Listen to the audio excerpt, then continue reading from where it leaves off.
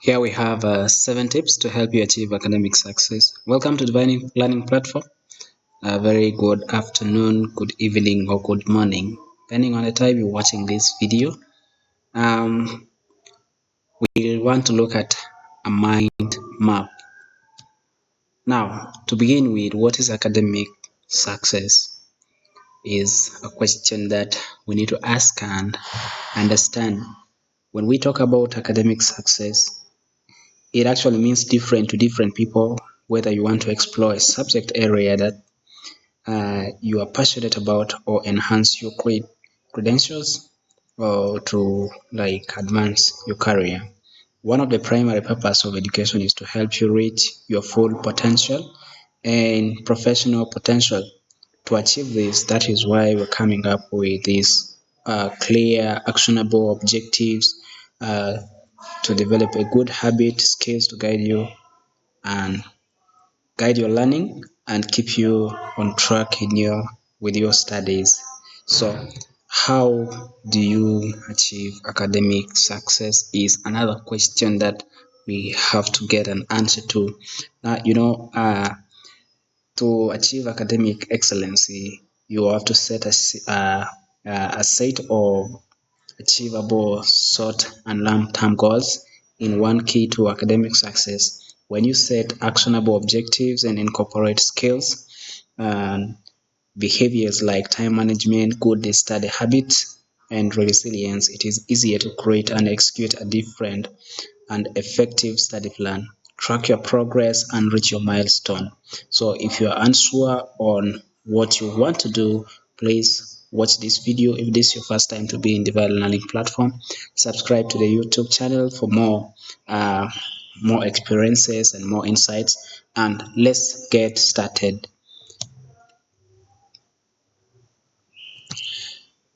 To achieve academic excellency, one thing that you have to put in your mind is work on your time management skills. And this is a key concept.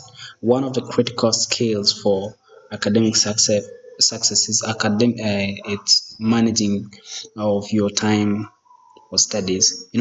Time management and skills are essential because they help ensure uh, you stay on top of all your reading projects and exams. Managing your time well also requires you to stay organized, prioritize your tasks, and plan out daily, weekly, monthly study schedules that you stick to. How do you choose to manage your time well? Now, you have to choose to manage your study calendar, and it's up to you, but you should create a system to track your project deadlines, your examination,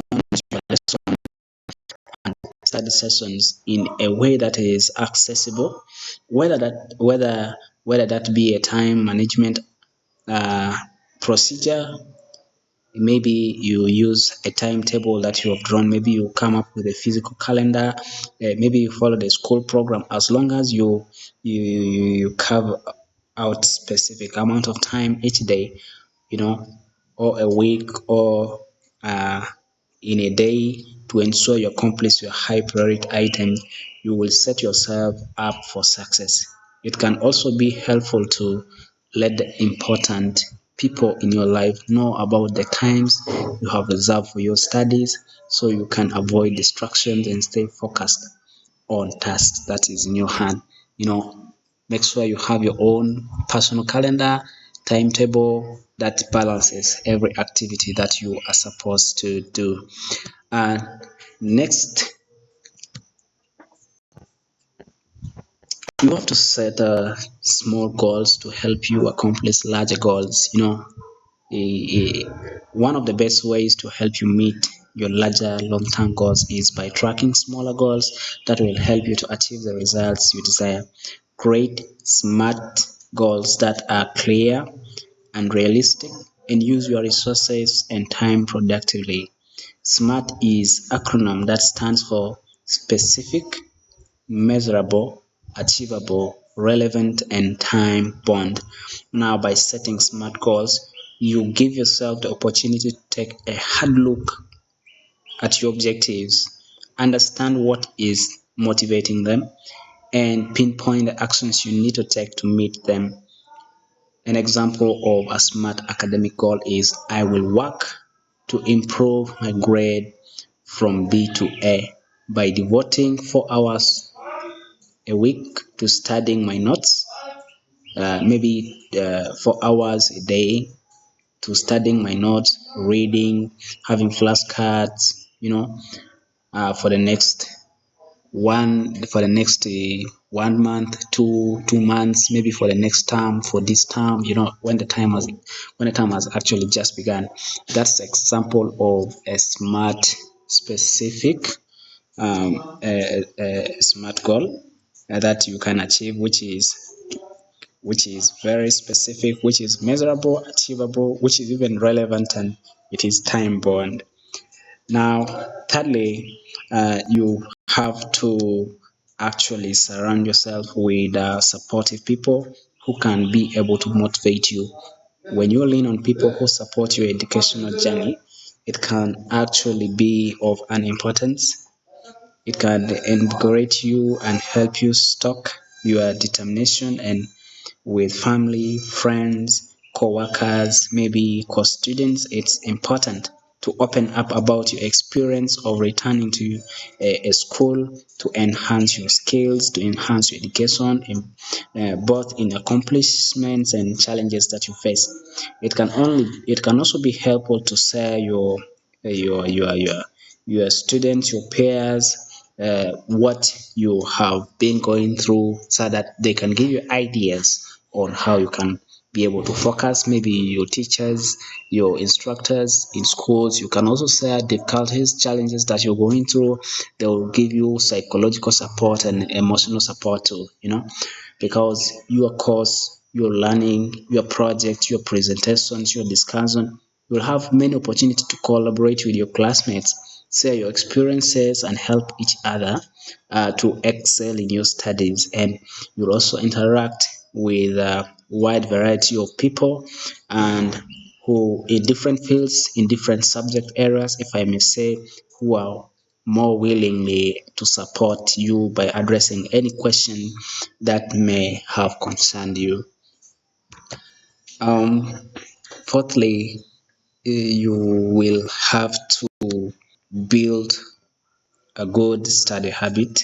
By building a good study habit means developing and maintaining good study habit in critical times, which is critical to your academic success. Now, when you make a good study habit, it's a part of your daily routine. It can increase your efficiency, it can build up your confidence and effectiveness, while reducing anxiety about your learning.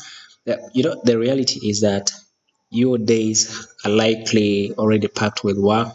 You're learning, your friends, they need you, and other personal responsibility that you might, as a student, please focus. For students in ordering level and in A level, focus on your learning, and those ones who are having in-service trainings in universities and in other institutions, you'll have to focus on your families. All those the responsibilities that might be so crucial. So it is crucial that you carve out time to devote to studying. To help you build a strong study habit, it is beneficial to create consistent and structured daily plan to ensure that you have dedicated environment that is conducive to your study, and avoid procrastination by holding yourself accountable for your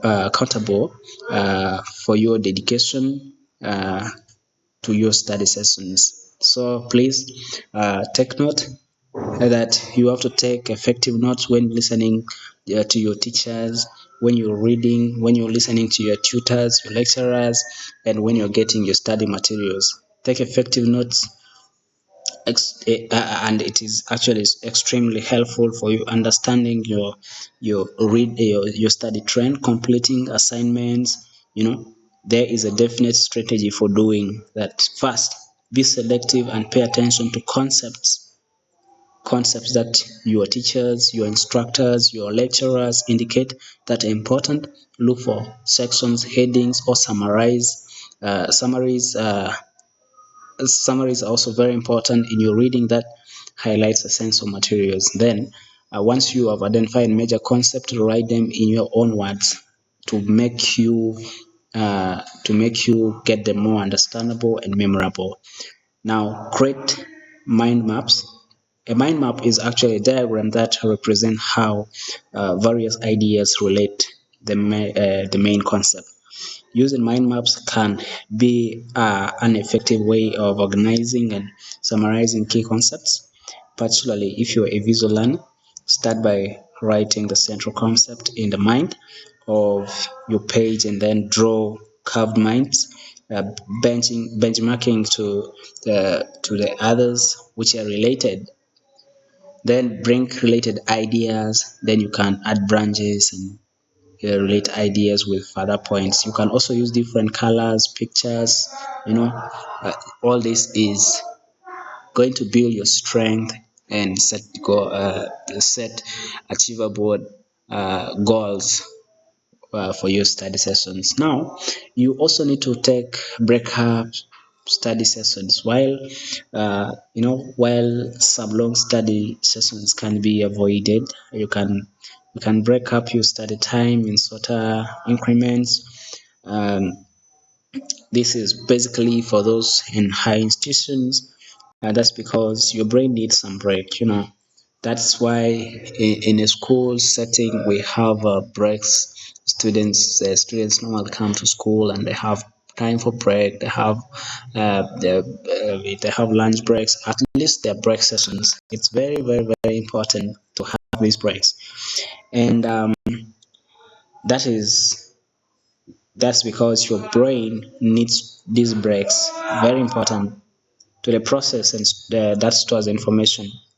And stopping to grab a snack, listening to podcast, taking some relaxation improves your mood. It allows you to focus better once you return to your studying.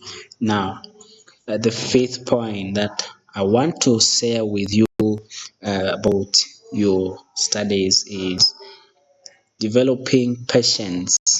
Develop patience and resilience to your study. In a world where our attention spans seem to be getting shorter and instant gratification is often celebrated, it can be difficult to cultivate patience. But if you want to be successful in reaching your academic goals, you're going to have to learn, practice, practice, and practice and practice. Always practice to be patient, and this kind of practices that can be helpful to overcome patience include being more mindful of your reactions to your environment, calming your minds down by practicing deep breathing and meditation, and rewarding yourself when you reach milestones. Resilience to your ability to adapt to and overcome life challenges is one important thing that can build up your patience. Now, how can you leverage how can you leverage your strengths to contribute to the greater world and enhance your personal well-being? You'll have to learn about the physical and psychological protective principles and factors that comprises actually resilience, and how they can be nurtured to help you flourish in your academic career and personal life. Lastly but not least, you have to actually take care of yourself physically and mentally. You can't expect to meet your goals if you experience burnout. That's why it's so important that you take care of your physical and mental health, and some effective ways to take care of your body, including eating a well balanced and nutritious diet and exercising regularly. Remember that being active does not have to involve going to the gym. It can also be taking a dance, going to class, and going for a bike ride or walking around, taking a stroll. All this can help you. Now, schedule time just for fun, whether you engage your favorite hobby, work on creative project, or go out for dinner, with all that. Last practice that I want to discuss with you here in this platform is practicing positive thinking. You will have to always think positively. People who maintain positive outlook on life may cope better with stress and have stronger immunity and experience healthier and happier lives. Consequently, cultivating a positive mindset can be invaluable when it comes to learning.